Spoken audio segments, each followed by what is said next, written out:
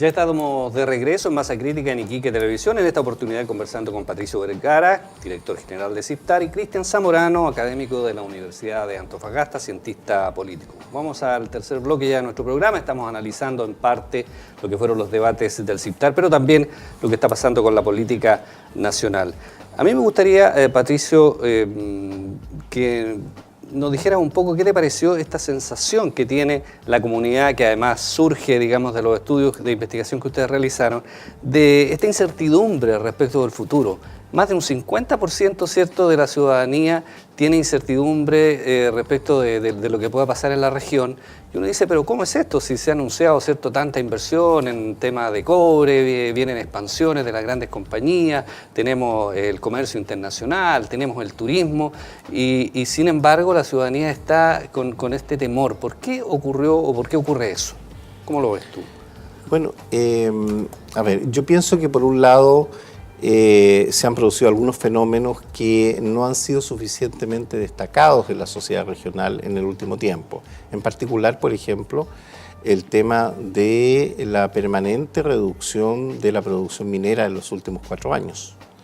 Lo que ha significado en varios casos una reducción de la necesidad de mano de obra. Incluso algunas empresas mineras han tenido despidos.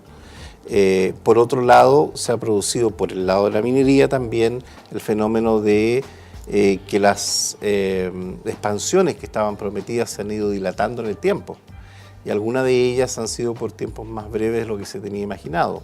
Es decir, por ejemplo, el caso de Cerro Colorado, ¿no? Y en ese sentido está la percepción de que todo ese brillante futuro que había por delante asociado con la minería es bastante más real, ¿no? No es una carrera que va hacia arriba completamente, sino que hay momentos de inflexión en todo esto, y seguramente ahora lo estamos viviendo.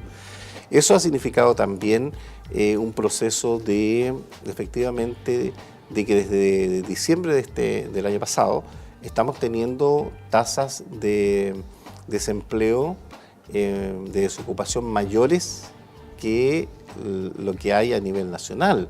Eso no existía en los últimos años. Antes siempre fue pleno empleo, ¿no? Sí, claro. Entonces, hoy día eso se percibe, y si ustedes recorren la ciudad van a ver una serie de señales que van en ese sentido. Por ejemplo, la extensión de las ferias libres. Lo que nacieron como pequeños puntos, hoy día son con mucho más frecuencia, con una extensión muy grande. También está el fenómeno del recrudecimiento de la delincuencia en algunas áreas, de tal forma que yo creo que eso se empieza a percibir. Se empieza a percibir de que hay incógnitas. No estamos en jauja aquí. No estamos en jauja. Y eso es lo que refleja de alguna manera ese número, ¿no? Cristian, no sé si tú percibes, digamos, ese mismo fenómeno. Bueno, yo creo que empezando el chileno es un falso pesimista, o digamos que es un optimista desencantado. No creo que es tan pesimista, sí, pero va a responder que es pesimista. Ya. Pero objetivamente yo creo que igual hay una expectativa muy grande, y yo personalmente no entiendo que haya mucha interrogación sobre lo que va a pasar, pero yo creo que Chile nunca estuvo tan bien a nivel macroeconómico. Lo triste es que no se traduce desde un punto de vista social, pero el país creció, los temas se están planteando. La institucionalidad está desfasada, pero los temas están ahí, la masa crítica está un poquito cada vez más presente. Que venga una crisis, los temas vienen ahí, el país va a haber un cambio. Y yo creo que va a haber un cambio para mejor. No vamos a regresar a una dictadura, no se va a poder obviar los temas que se van a plantear.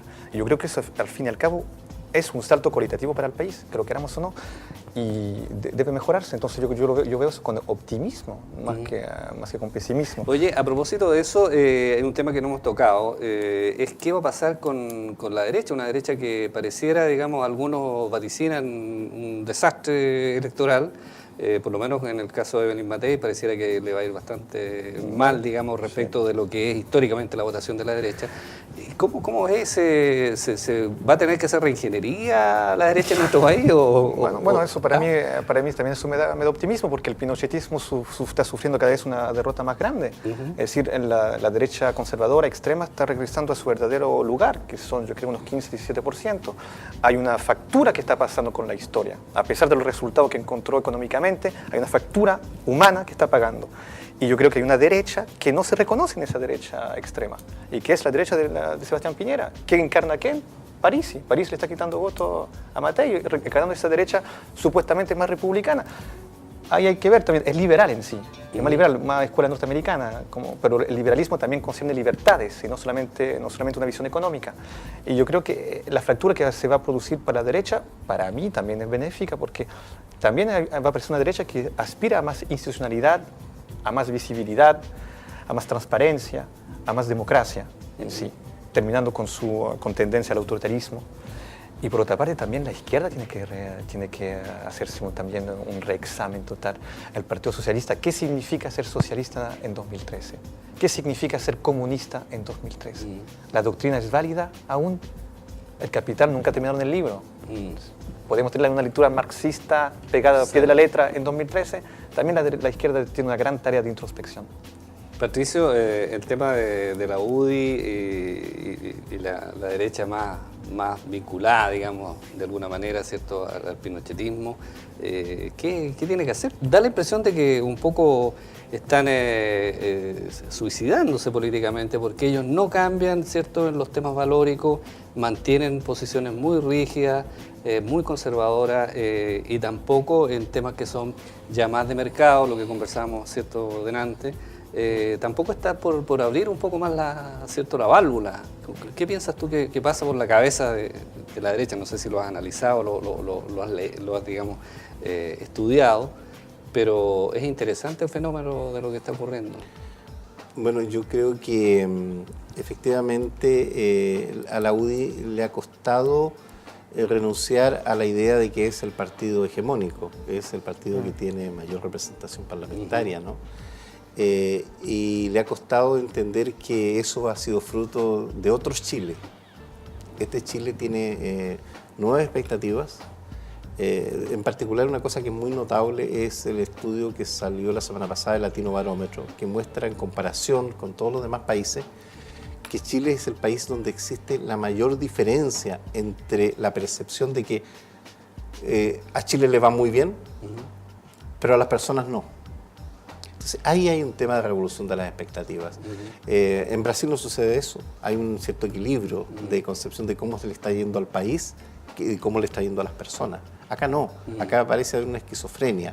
Pareciera que a algunos en este país les va muy bien, de tal manera que esa idea se consolida, que al país le va bien, pero por otro lado hay unas personas que se sienten muy insatisfechas por eso. Eso es una cuestión que tiene que ser claramente percibida, es el fenómeno de las inequidades, de la desigualdad, de los abusos, de una serie de cosas que están involucradas ahí. Ahora, respecto de la UDI, yo creo que hoy día muchos de los estrategas tienen que estar muy, yo diría, insatisfechos con la propia decisión que tomaron en el minuto en que, enfrentado a la ausencia de Longueira de la carrera, no optaron por el otro candidato, ¿no es cierto?, de Renovación Nacional, que era lo lógico que debiera haber sucedido en cualquier situación de un pacto, ¿no es cierto?, el segundo de a bordo, el que además por una diferencia muy pequeña, ¿no?, tenía que haber asumido, digamos, debería haber asumido, ¿no? Eso hubiera generado una situación políticamente distinta. No digo que eso hubiera significado que el gobierno hubiera tenido una continuidad, pero sí creo que no hubiera enfrentado al país a esta situación que yo la veo políticamente complicada. Yo creo que ha habido, incluso al interior de la UDI, diferentes posiciones sobre este tema y uno percibe que no hay plenos acuerdos. Creo que también la UDI es un partido que va a tener que renovarse, pero muy rápidamente y en forma muy profunda, si quiere representar, digamos, a una parte significativa del nuevo Chile.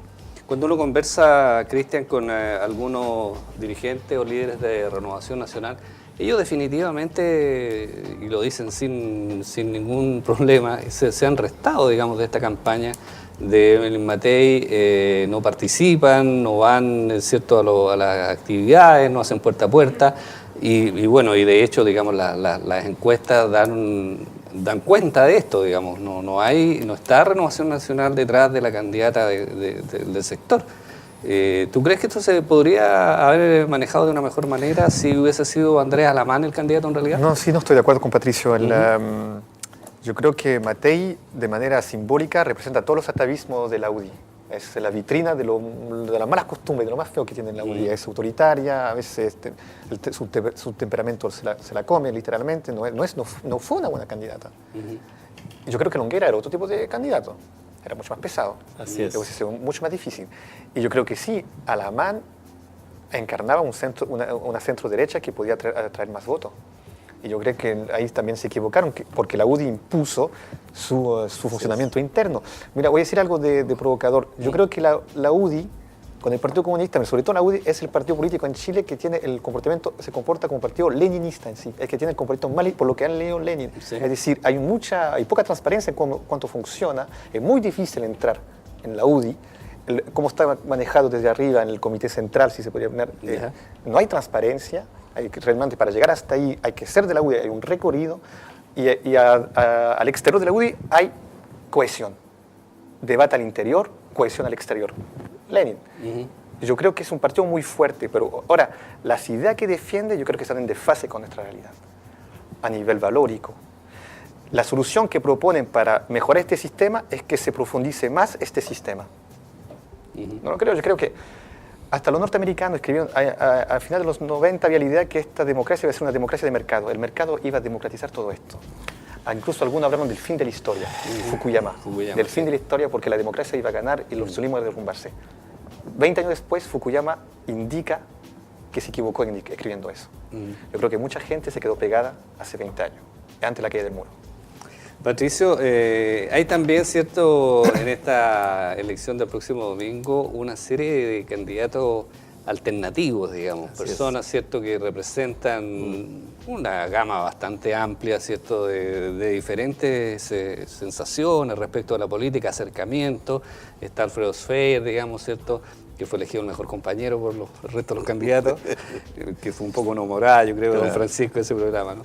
Está Roxana Miranda, ¿cierto?, que con un discurso muy simple dice cosas muy verdaderas, digamos, y que despierta cierta simpatía, ¿cierto?, en la comunidad. Bueno, está Parisi, ¿cierto?, que ha sido un fenómeno también, que aparentemente no le va a alcanzar, según la última encuesta, ¿cierto?, a superar a Marco Enrique Ominami. En fin, ¿qué te parecen estos candidatos y qué podría esperar uno de ellos una vez que termine la elección? Porque lo conversábamos aquí en el transcurso de los debates, ¿cierto?, de CIPTAR. A uno no le gusta al elector, digamos, poniéndose como cualquier elector, que todas estas personas que irrumpen en la política, ¿cierto?, que hacen un discurso, que se presentan en esta gigantografía, que regalan chocolates, que hacen funciones de circo, ¿cierto?, para la comunidad, terminan la elección y se van, desaparecen, hasta 4 años más. Entonces, ¿cómo la gente le puede creer a una persona que quiere, ¿cierto?, hacer del servicio público su razón de ser, cuando termina la elección y se van para casa o se van al ámbito privado, donde sea, digamos, a seguir trabajando y haciendo lo que siempre han hecho? ¿Cómo es este fenómeno, si lo podemos extrapolar un poco a los candidatos a la presidencia y también lo que ocurre y lo que va a ocurrir probablemente con algunos de los 76 candidatos, ¿cierto?, que se inscribieron para ser consejeros regionales? Bueno, yo creo que de alguna manera nos han querido reencantar con la política, ¿no? Y en ese sentido creo que algunos personajes le han dado colorido a todo esto, ¿no? Independientemente de que marquen o no en las encuestas. Los foros han permitido mostrarlos y claro, muchas veces han aparecido como una cierta incomodidad, ¿no? Por varios motivos, incluso con una... yo diría, mostrando algo que creo que en la realidad no existe, porque si uno empieza a ver cuáles son los mensajes de cada uno de ellos, en realidad uno descubre que así, aparentemente parecería que hay toda una inclinación hacia la centroizquierda muy mayoritaria en términos de las ideas, pero en la realidad no es tan así. Cuando uno empieza a ver las diferencias entre Sfer, entre, por ejemplo, Marcel Clot, ¿por qué están los dos, ¿no?, uno diría? Y así, también hay algunos candidatos que no tienen mayores diferencias, y son candidaturas que uno dice son testimoniales, ¿qué es lo que es exactamente? Entonces yo creo que efectivamente hay algunas candidaturas que son sustantivas, que son procesos que están detrás de ellos, que representan, y evidentemente está el caso, los más conocidos son los que precisamente puntúan más arriba en las encuestas, que son los casos de Michelle Bachelet, Evelyn Matei, ¿no es cierto?, el caso de Marco Enrique Ominami y el caso de París. Ahora, el hecho de que de alguna manera hoy día tengamos esta situación tan dispar en las encuestas, efectivamente yo creo que ahí es donde uno podría repetir lo que dijo Vargas Llosa hace mucho tiempo atrás, cuando dijo, da lo mismo quien gane en Chile. En realidad no hay ni un dramatismo en la elección, porque en realidad él decía, acá las diferencias en lo que es la forma como se va a gobernar no es significativa, y eso va a significar, en ese minuto teníamos voto obligatorio cuando él decía eso va a significar que poca gente va a estar interesada en esto. Efectivamente, cuando se hace el voto voluntario, esta es la primera vez que lo tenemos a nivel presidencial, ¿no? Normalmente uno esperaría niveles de abstención menores que ese 60% que tuvimos, ¿no es cierto?, y más en algunas zonas, probablemente tengamos bastante menos, porque hay mayor interés en lo presidencial, pero aún así es muy probable que nos encontremos con que finalmente este conjunto de personajes, algunos de ellos no marquen ni un 1%. Ahora, probablemente Vargas Llosa había leído la Constitución de Jaime Guzmán. Claro, exactamente, vio que estaba todo arreglado. Claro. Bueno, Cristian, ya nos quedan nada más un par de minutos. No, como dice Patricio, igual tiene un valor de testimonio algunas participantes. Yo creo que la señora Miranda igual hay que escucharla porque representa una cierta voz y significa algo, y no es por nada que llega hasta una candidatura presidencial. Ahora, 9 candidatos presidencial parece casi grotesco, pero hay que tomar en cuenta cuáles son estas sensibilidades, y eso es lo que se está pasando en Chile. Hay muchas más sensibilidades que se están manifestando. Está llegando el tema del medio ambiente, que en Brasil ya agarró mucho vuelo en la última elección presidencial, sacó dos cifras en términos de electorado. Y yo creo que eso es lo que es el panorama que espera a la persona que va a ganar la próxima elección presidencial. Un país que reclama mucho más atención por parte de la sociedad civil, que lo escuche mucho más. Entonces eso obligatoriamente, a lo contrario que indicó Vargas Llosa hace algunos años, debe haber un cambio en cuanto al manejo del poder. Y eso, que sea la izquierda o la derecha que gane, debe tenerlo claro. Por último, así bien breve, ¿qué le dirías tú a esas personas que probablemente están viendo este programa y no tienen todavía claro si van o no a votar el domingo? ¿Qué les diría yo? Sí, ¿qué les diría? ¿Lo invitaría a votar o le diría que es en su casa? No, yo digo que escuchen su conciencia nada más, pero que traten de lo mejor posible informarse y saber por quién van a votar. No votar no tanto con el estómago o el corazón, pero también un poco con la razón. Eso es lo que diría. Patricio.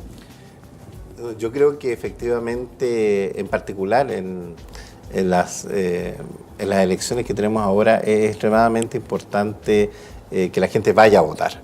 Y en particular nosotros tenemos el máximo interés que vaya a votar por los candidatos al Consejo Regional, porque creemos que el hecho que sea la primera vez que esto sucede, que sea inédito y que además de eso haya habido tantas dificultades, da para pensar que en el caso de que la gente no vaya a votar o que haya muy poca representación de esos consejeros regionales, vamos a tener una fuerte debilidad en el proceso de descentralización. Vamos a foja cero. O sea, si la gente efectivamente habla de descentralización, quiere descentralización y todo lo que escuchamos en estos foros durante estos días, creo que si eso es así, si piensa así, tiene la obligación moral de ir a votar por alguno de los consejeros regionales, porque creo que eso va a marcar una diferencia al final del día cuando se tenga que tomar las decisiones en el Consejo Regional, que son decisiones que le van a influir directamente a ellos. Sí.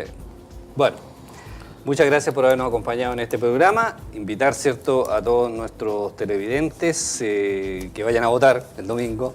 Recuerden que aquí van a tener 3 votos, uno para presidente, uno para diputados y uno para consejeros regionales. Tienen que votar y marcar solo una preferencia, no porque el voto sea grande y tenga tantos candidatos, van a votar por más de uno. Solamente una preferencia para que el voto sea válido. Queremos agradecerle a Patricio Vergara, director general del Centro de Investigación en Políticas Públicas de Tarapacá, CIPTAR, el habernos acompañado en este programa y por supuesto felicitarte por la iniciativa de estos debates. Patricio, gracias por acompañarnos en el programa. Y también a Cristian Zamorano, ¿cierto?, quien es nuestro analista habitual del programa, Sí, académico de la Universidad de Antofagasta, doctor en ciencia política. Gracias también, Cristian. Y vamos a estar el domingo, por supuesto, analizando los resultados de las elecciones en vivo y en directo en Iquique Televisión. Nos vemos. Muchas gracias. Muy bien. Masa Crítica en Iquique Televisión. Muchas gracias por vuestra sintonía y nos vemos el domingo a la hora de las elecciones, porque vamos a estar, ¿cierto?, con todo lo que trae consigo esta jornada histórica, como son todas las elecciones para nuestro país. Gracias por vuestra sintonía. Nos reencontramos y nos vemos el domingo.